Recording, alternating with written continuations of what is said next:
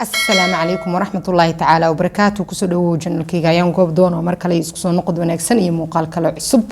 fadlan hadaa igu cusub tahay soo dhawow subscribe iyo saar channelka hadaa hor ila joogtana muuqaalkan like iyo saar. waana mahadsantihiin dhammaan walaalaha ku xiran channelkayga meel walba aad joogtiin. waxaan ilaahay idinkaga rajeynayaa nabad iyo caafimaad inaad ku noolaataan. asxaabta cusub ee kusoo biirta channelkaygana waxaan leeyahay gacmo furan kusoo dhawaada. channelku waa channelkiina waa mar kale iyo muuqaal kale cusub iyo qisadii Shukri oo noo mareysay qaybteedii afraad. waxaan rajeynayaa ilaahay hadduu ka raali noqdo in qaybtan aan kusoo gabagabeeyo.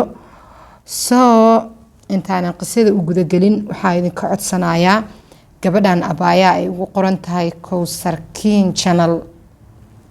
waa Kowsar King channel inaad ii soo booqataan oo subscribe u saartaan oo sidii gobka aad u ahaydeen dadaan la heli karin oo qalbi wanaagsan oo madaxa isaarto inaad soo dareensiisiin. markay ugu yar tahay 1500 oo qof markaysan dadna u tagin waxaa idinka codsanaa oo idinka rajeynayaa inaad iigu tagtaan. Kowsar King waa tuma. Kowsar waa asxaabta ku xiran channelka ilaa iyo muddana ku xirneed.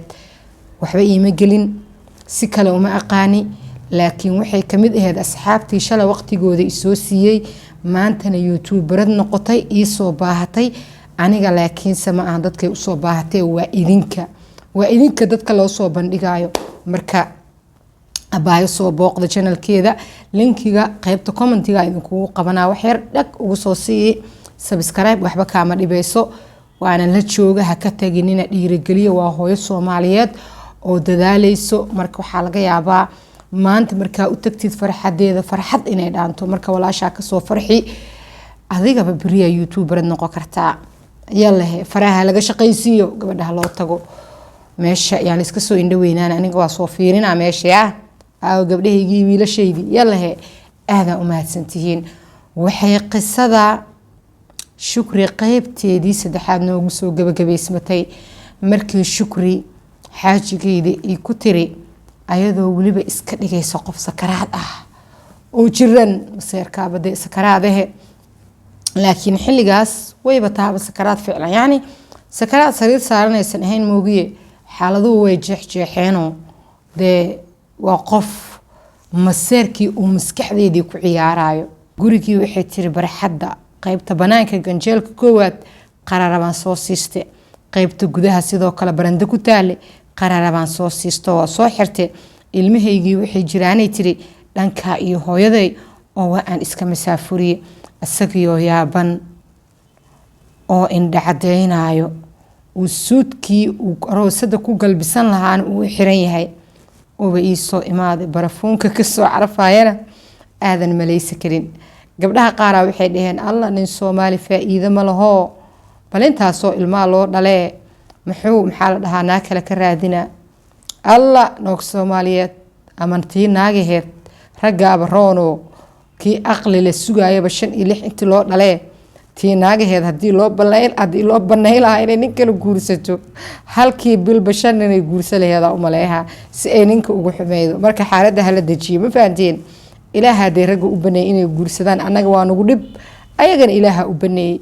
alcumuum waxay tiri markaa qolkii la galay waxaan u ooyay tiri sida canug sabi ah waaba aniga nafta waxaad moodaa inayga bixi rabto hebelo aniga ma xamili kale in aroos galaysid.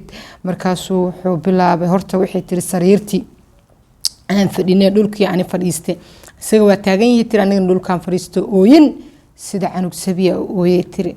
markaasuu asagii yaab aamusnaan ka soo hartay. anigii yaa baroortay markaasaan waxaan iraa aniga haddaan ogahay inaa xaaladan galaayo maba aanan ku guursadeen calaacalkii adduunka. markaasuu wuxuu yidhi naahedhe shalaygu waa shay xaaraane igumana aadan qasaarine abaayo shaydaanka iska naar waxa kuu sheekaynayo waa shaydaan. naagta adaa ii fasaxde haddaadan adiga ii fasaxi lahayn ma guursadeen.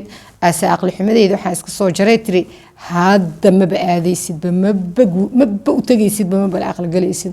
meeshuu baryootan waa ku baryaa isdaji shaydaanka iska naar abaayo tala waa kula tashtay makaa qarin calaacal uu galay tiri markaas ani asaga isku barooranay isku ooynay tiri yaalaa min jecel dhiin waa isku barooranay tiri waa isku ooynay markaas wuxuu ii galasay sabaad ma baxay hadda adiga igu xukuntid inaanan bixin markaas anigii waa fakaray horta wuxuu yiri tiri cabaarsa isugu ooynayna orodoo biyo soo cab wajigana biyo ku soo dhaqo cuudu bilaysana adigaaba xal gaari doontide jikadii aan galay qolkii aan furay faq jikadii aan galay biyaan soo cabay waa cuudu bilayste ka bacdi aan ku soo laabtay waa ku dul fakare asaga ima dhahayay tiri naa arooskiyaa la iga sugaa iyo naa gabadhiyaa isugaysa iyo taleefankiisana suu usoo dhacaayay silentiyu saartay tiri abaay min yaro aa soo garaacayso ka bacdi waxay tiri saa isugu barooranayna markii dambe waa aan cuudu bilaystay asagii waa isa sabay wax alaale iyo waxaa ku qanacdaa mar labaad suubinaa gurigan aajijabis anaa kaa bedelaa xoolo adduun waa la iska helaa shaydaanka iska naar qofaanan adiga ahayn ma jecli adigaan ku jeclahay aniga ilbabadsiyaa naagtaan u galay abaayo macaantoo qalbigaaga hadduu saa noqonaa naagba ma galeen calaacalo ii gala kabacdiyaa waxaan ku yiri aniga ilaa shaydaanka iska naaree tiri waxaan ku yiri fasaxaa tahay orod bax markaasuu wuxuu igu yiri haddaaba ifasaxaysid kowdiiba maxaa igu wacda makaa tagaayo xaalad kalaa laga yaabaa inaa geshid markaasaa waxaan ku dhahay tiri aamin nafsadeyda anaa kaa jecel waxa qalada iyo wax xumaana kuma dhaqmaayi haddaan wax qalada ku dhaqmaayana ama wax qalada aan ku dhacaayo markii hore aan ku dhaqmi lahaa ama aan ku dhici lahaay ordoo iska baxaysa markuu wuxuu isleeyahay nafteedaba amay wax gaarsiidaa hooyaday uu wacmay uu dhahay kaama tagaayi wax kastoo dhace hooyan uu waca hooyaday uu wacay hooyo markuu waca hooya imaate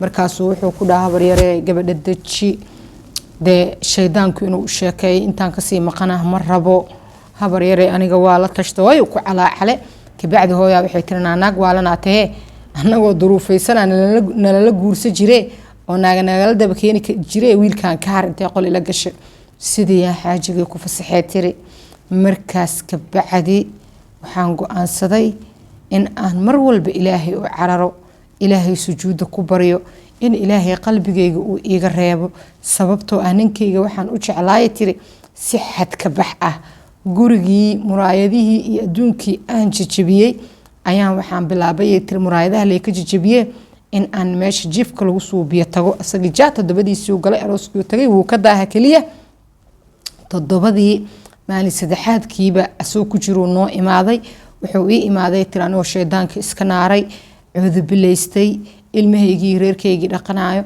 intaasna waa uu ila soo hadli jiray markasta niyaduu ii dhisi jiray wuxuu igu dhahay tiri alaabtan aajijabis anaa kaa bedelaya xataa muraayadaha inaa usuubiso waa ujeedaa ani markaan alaabtii muraayadihii waa aan usuubsaday tiri kabacdi calooshiina waxay tiri calool furan aa igu dhacoodee musqusha gal kasoo bax musqusha gal kasoo bax markii dambe aan shaydaana walba ii sheekeynayay aan iska naare caadi aan noqday tiri inaan hooyaday la sheekaysto inaan walaalahay ku waaweyn la sheekaysto inaan iska nafiso inaan mar walba uu qalbigayga uu kusoo dhacaba aan shaydaankii iska naaro adigu ugu dambeyntii maalinkii saddexaad markuu noo imaaday xaaladahaygii iyo iga wareystay waxaan dareemay markaas waxaan ku yiraahdaa xaaladeyda waxaan dareemay aad xanuun kugu haysa naag ma guursateena iga aamus adigu ka bacdi todobadiisii ku laabtay todobadii ka baxay anigii waxaanba iska noqdayba caadi hooyadayaa marka maalin maalmaha kamida markuu todobada kasoo baxay meel ila fadhiisate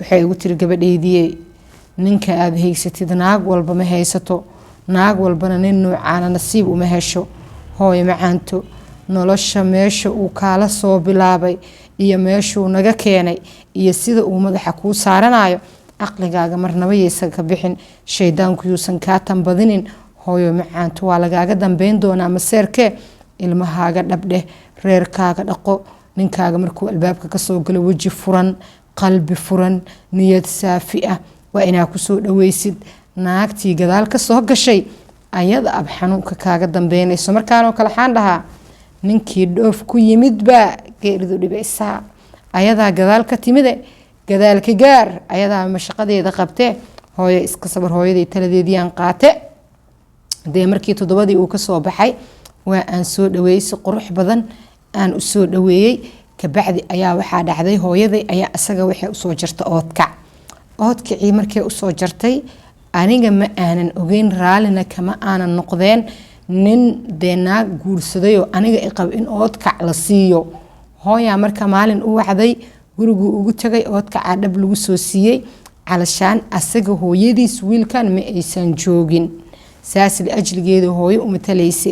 markaasay oodkac iyo waxay isugu waxaysay timir adigu hilib 5 kiilo ah iyo timir kula timir dhowr kiilo ah oo isugu jirto kaal aragay uga dhigtayo aw ninkan kaloorada loogu riday jabi oo la dhahay xaafadiisii oo geystay.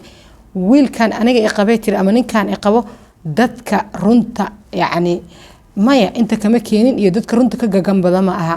sii socday gurigiisii uu geeyay wuxuu dhahaa baayo hilibkan inta ka keentay tir horta hilibkan aan ii soo jaro dhaa inta ka keentay sadohday aan ka keenay. sixirey wadaa waxay rabtaa inay kala geyso waxay rabtaa in maxaa la dhahaa gurigayga dudumo maba cunaayay tir. wuxuu ku yiri dhageyso hadaadan cunaynin abaay macaanto aniga cunaaye subax walba quraacda markii aad siinaysid waa inaad kis iiga soo shubtid oo aad ii soo shubtid. ayadii waxay bilowday in hilibkii ay iska ilaaliso mar dambe ii sheegi doonaa. kabacdi waxay iska ilaalisaba asaga hilibkiisii inta kiilood dhameystay. den waxaa dhacday anigii markaan waxaan ahay naag reerkeeda dhaqanayso oo dee maseerkii iyo wixii waalida iska dhaaftay. ninkayga markuu imaado kaala arag gurigii oo nadiifo awalba naagaha isbedelayoo markii ninku la guursado weji kale la soo baxa ma aanan ahayn. reerkaygan sidii ku dhaqanaaye ayadii aaba la galaba ayadii la galay waxay bilowday maseer meel uu ka socdo aanan la garanaynin. kabacdiyaa marka waxaa dhacday ayadoo dhaqso uur uma aysan yeelan xoogaa haddana taasaa waxay kusii riday inay tiraahdo hiblaayaa iga jeceshahay ilmo la-aantaa igu nacee. waa hadda sanad ayadoo jooginba ay barabaleen maseer dhinaceedii uu ka galay. den waxaa dhacday ninkan dabeecado wuxuu lahaa masalan oo kale maantuu anaga naga tegay dharuu maxaa la dhahaa ii sheeg gurigan ka gashtay dharkii uu gurigan ka gashtay xagga kale u tagay hadday dharkaa nadiif u yihiin dharkiisiioo caadi ah oo sidoodii uu soo gashanaa. waxay bilowday inay tiraahdo kale dharka xagga kala timaadid cala duul masalan oo kale cawadoo kale uu naga tagayba xalayoo dhan gurigeenu ku lahaa dowradii gurigeenu joogo kala jimce aheedoo kale tusaale gurigaasuu tagaa. gurigaas markuu tago waxay rabtaa inay dharkii ka siibto ay tiraahdo dharkan xagga aa kala timid halkaas iga dhig hadda iyo koo waa dhaqaa sidii naag areeba ah inuu ninkii kasoo akacay. taasaa qayladii kooweedba ay ka bilaabatay. wuxuu yiri abaayo aniga dee dharkan inta lasoo dhaqoo lasoo fiirayo meel la ii soo saaray aan soo gashtaa nin shaqayha ayaana ahay markii oo dharku wasaqoobaan aniga maba igu soo dhacdaba ileen bariyii koowaad hoosta u geli jirta waxay iska dhigi jirta naag raaliya ee waxay ka tahay inay ani i tusto ninkan dhar walba oo aan usoo geliyaba inay ka siibto. adaaba waxaad sheegaysid naag ilmaheeda korsanayso oo usoo jeesatay inay xoola tabcato ay ku fakaraysa ganacsi inay suubsato ay istirininkaagii hadduuba naaga guursi kala bilaabay dee meeshaan fadhi weyn kuuma sii yaale waa inaad aqliyeysatid naag leh ee waxay rabtaa inay nin kula tartanto. kabacdi maalin maalmaha ka mid ah ayaa waxaa dhacday inay isugu dagaaleen dharkii buuq uu ka dhashay guriguu iisoo fadhiistay. markaasaa waxaan ku iri abow ma waxaa ilowday in maxaa la dhahaa laba reer laheyd maxaa intuu usoo fadhisaa. markaasuu wuxuu isku dayay inuu iga qarqariyo wixii. markaasaan waxaan ku iri ordaya faamilkaaga aad anaga maxaa noogu soo taagan tahay ilaa naag waa ila guursatay maalinkeeda ay leedahay na maalinkeygaan leeyahay. kabacdiuu sheekadan halkaan iiga bilaabay wuxuu iga qarqariyay muddo iga qarqariyaba halkaanuu sheekada ka bilaabay. markaasuu wuxuu dhahay abaayo saasaa dhacday anigana labadiinaba adiga waa ku jecelahay iyadana waa xaaskaygii oo ma ahan qof maanta aan necbo waa jecelahay laakiin xuquuqda inaa ilaaliyo waaye. abaayo macaanto waxaan rabaa gabadhan inaan ka dhaadhacsiiyo shay aan inta ka gashtay inaysan hore iga bedelin.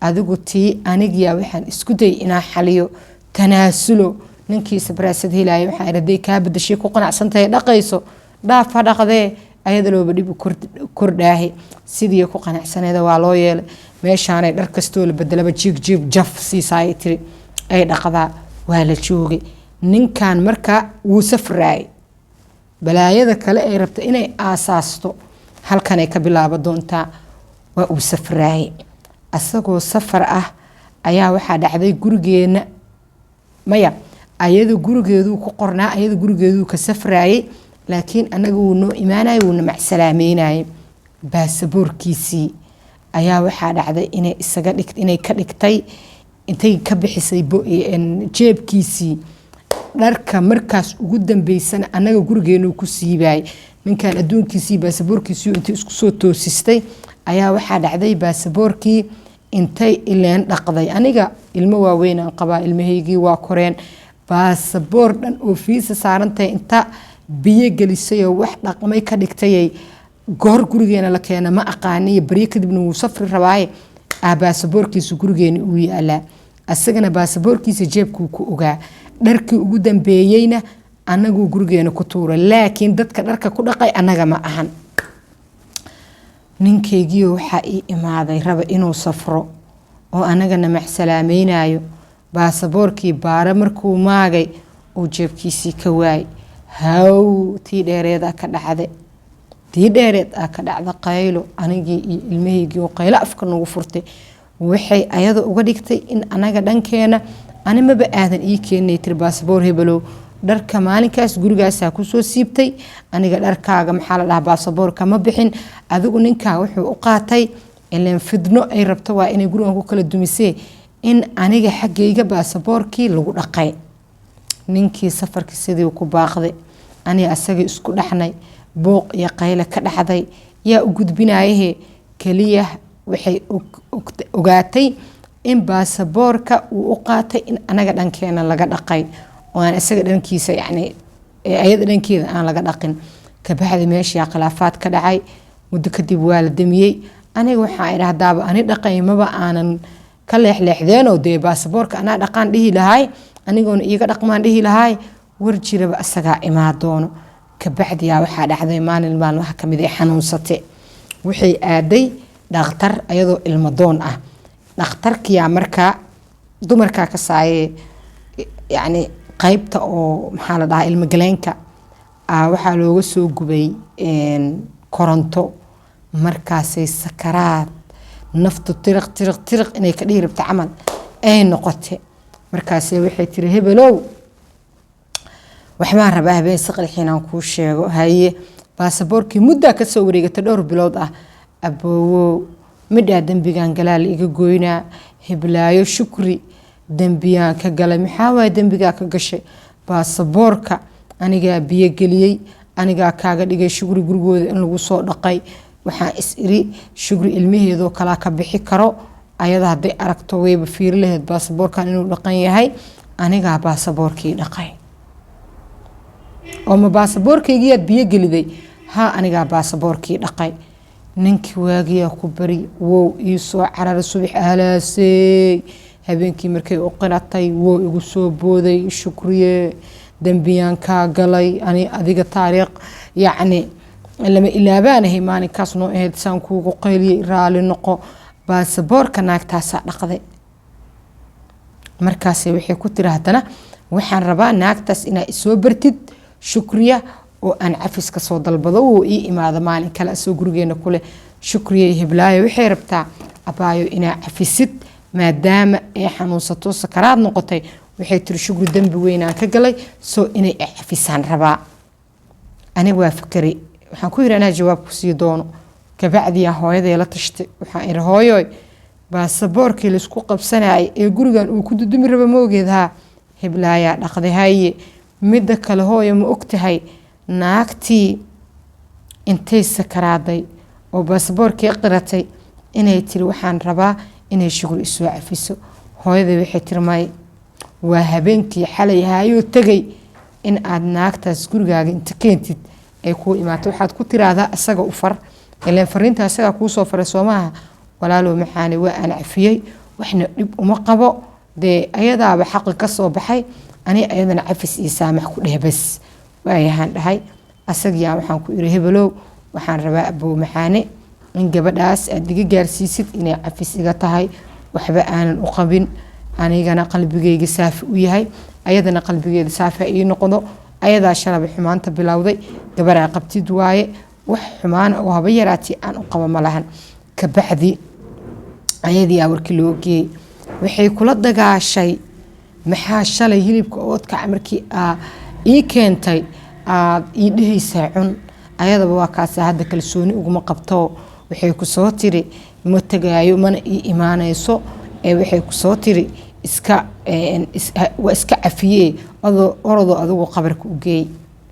meeshii haddana buuq kalaa labadoodii ka dhashay. naagtan ileen waxay barabtaaba inay aniga shukriyo nooca aan u aalo ayba soo aragto. waa la joogay dadka faamilka ah oo ninkan cidihiisa ah, dee gurigaas waa la tagaa, kan waa la imaanaa, kaasaa la tagaa, waa la isdhexgalay. naagtii waxaa loogu sheekeeyey ninkan inuu zaaid ii jecel yahay, indhihiisa aan ahay. anigu maba aaminsanay tiri nin naag kale ila guursaday, indhihiisaa tahay adduunkiisaa tahay, midna ma aaminsanay. waxay bilowday inay gabdho oo dumaashiyaashii ah oo ninkan la dhasho, qaar ilmo adeere ay yihiin, qaarna ilmo habreer ay yihiin, qaar ilmo eeda ay yihiin, inay tiraahdo waxaan rabaa in shukri la isoo tuso, qaabkay u taala la isoo tuso, in sheekooyinkaygoo kale ay bilowdo inay tiraahdo naag noocee waa, qaabkay isu guursadeen, qisadii nolosheeda bilow ilaa dhammaad inay dalbatay in looga sheekeeyo. gabar marku waxaa jirta kuu sheekeeye kaa sheekeeye hala sheekaysan ah, ayaday war u qaadaa, anay iga qaadaa, kaasay ii keentaa. ani markii dambe waxaan ku iri gabadha baa feeri sharaf iyo cisaan kala mudanahay, albaabkaas hadaa kasoo gelaysid gabadhaas war ay leedahay ii keenin, aniguna ma rabo inaa war ay leedahay aa igu soo furfurtid ama aa war iga qaadid, ma rabo dambi iyo xasarad ha ii keenin warkeeda. adigu ka bacdi gabar kale ayaa waxay ka dalbatay in aniga la isoo tuso. kabacdi warkii waxaa ii keenaya wax kuu sheegay lama waayo, wax ku siiyaa la waayaaye mid kale oo ayaduna isla ayaga le dhexdooda ah, gabdhaha dumaashiyeeshii ah. naagtii waxay ku waalata ma la isoo tusi karaale, tay u sheegto anigana way ii soo sheegay. adigu ugu dambeyntii gabadhii ayadoo aanan xaajigeygii wax ilmo u dhalin ayay waxaa ku dhacay maseer la dhaho, kac fadhiiso kac fadhiiso kac fadhiiso, anigii inay igu waalato, asagii mar walba gurigii inuu buuq uga soo cararayo, inuu gurigiisii ku naso waayey habeen iyo maalin, yacni inay asagii leedahay xaaskaasaad jeceshahay, ayadaa indhahaaga ah, ayadaa kana. qudo walba ay isugu dayi karto gurigan inuu burburo, qudo walba ay isugu dayi karto ani ninkeyga inayna hor keentana iska keen hor keento aan isdagaalnana waa ay suubisay. laakiin geed dheer hadday kortay iyo geed gaaban hadday kortaba, naag sii jeesatay oo nolosheeda iyo hadafyo dheer iyo ilmaheeda inay korsato uun u soo jeeda naag ahaan aheen, ayada unbaa waalate, ayada unbaa la dhaqa waaye. ninkan marka dabci wuxuu u leeyahay dadka hadalka badan oo hadlo oo naagaha afaarahooda inay falanqeeyaan jecel, midnaba ma aha. waxay isqabaanba sanad iyo adigu 2 sano ayagoo kusii dhow ayaa waxaa dhacdayay tiri, oo ayaduna dee geed dheer iyo geed gaaban ay u kortay sida iiga masiir laheyd, oo qof walba oo ani ii yaqaano oo faamilkan ku jiro ay leedahay xuu ku falaa, hadduu jecelyaha muu ani i guurso lahaa, anigu i jecelyahay, gurigeyga anigu u badan yahay, iyo wax u naaga iska dhega hadal ah ama naaga hadaladood ah waxay dhihi kartaba ay dhahday, ayaa eedii fadhiisan weyse maalin maalmaha ka mid ah. asagoo gurigaas uu qada ka doonan rabo uu markaas isoo waxay uu leeyahay gurigaas maanta ku qoran oo halkaas aan ka qadayna, qalbihiina waa idin soo waxa ayuu xilligii qadada ii imaaday. markuu ii imaaday ani maxaa u imaatay iyo midnama aanan dhihin, wuxuu ugu yiri qada isii. markaas waxaan ku iri adi maanta maxaa ka qaldan, anaga markaas bariisa inta karsanay isu karisa ilmaheygii caloosh u buuxsaday ay jiijiifaano gurigaas aan qada ku leeyahay yiraahdo qada iguma lahayn, shaqadana mararka qaar dowradii ka imaajir marna gurigaas ku laha marna gurigaan. markaas waxaa dhacday inuu yiri ordo qada ii keen, warqadada waa dhameysane xaa qaldanaan ku iri. markaas wuxuu ugu yiri anaa wixii jira kuu sheegay ordo qada ii keen. adigu ka bacdi wax yaraan waxaan u boobsiyay malaay iyo waxbaan isugu suubiyay tuuno markaas guriga ii dhex yaale iyo baasta iyo waxbaan isugu tootoosiyo waa u keenay, aniga asagiyaan ka warsugaa. wuxuu yidhi waa jiifanaa. waa uu jiifte, waa uu dhowr sugay, maqribadii uu soo kace. markuu soo kacay uu idhaa soo dhawow Shukriye, waxbaan rabaa inaan kuu sheego. haye haddi maxaa qaldan aan leeyahay, gurigii kale wuxuu la aadi la-ayaa hoos ka leeyahay. waxaan rabaa inaan kuu sheego gabadhii iyo aniga waa soo kala tagne. aniga meeshaan ku farxi lahaa waaba ka naxay. maxaa dhahday? waa soo kala tagne. oo sabab aan dhahay, maalinkaan la aqal galay oo gabadhaas iyo anigu aan nolol bilownay, weligii kaagama sheekeyna buuqii bilowday. maantadan anigoo gurigeeda qada ku leh taleefonka dhexdiisa iga cunaysay. marka abaayo, hadda kadib adigaa iga badan, adiga ubadkaygaa iga badan. gabadhaasna ubad dhexdeenna ma oolin, mana noo qornayn dabcan inaan ilmo isku dhalno. marka waa aan kala tagnay. qalbigaaga qof noocaasa inaan u dhaawacay aad iyo aadaan uga xumahay. iga raali noqo, calafkeena halkaas kusoo dhamaa. abo waxaan eriya tiri berina mid kale haddii aa lacala damacdid waa aad guursan kartaa. markaasu wuxuu ugu yiri mid kale uma socdo. alcumuum halkaas ayay gabadhii iyo asagu ay ku kala faatixaysteen. ayadii tag imaatay oo minyarada iyadoo aan u waalanayay ayaa baxday. macnaha iyo ujeedka aan sheekadeyda marka idinkugu soo bandhiga waxa waaye, haddaa adigu xaalada dejisid oo aada ninka naagta kale boqorad uga dhigin oo u buunbuunin, labadooda fursad isku siisid, isi soo arkaan, akhiiran adigaa guuleysa doontid. qofkii gadaal ka yimidna asagaa waalan doono. halkaasaan jeclahay qisadii Shukri inaan kusoo gabagabeeyey. hadda waxay tiri anigii ninkayga naa kale ma uusan guursan, nicmo iyo naruuraan ku jirnaa. gabadhiina alaabteedii adduunkeedii ayadaa raratay, sidiyaa lagu kala faatixaystay. macnahan ka leeyahana waxa waaye, yaa gadaal ka timid gurigaaga ha u dudumin. qisadii halkaasaan jeclahay inaan kusoo gabagabeeyo.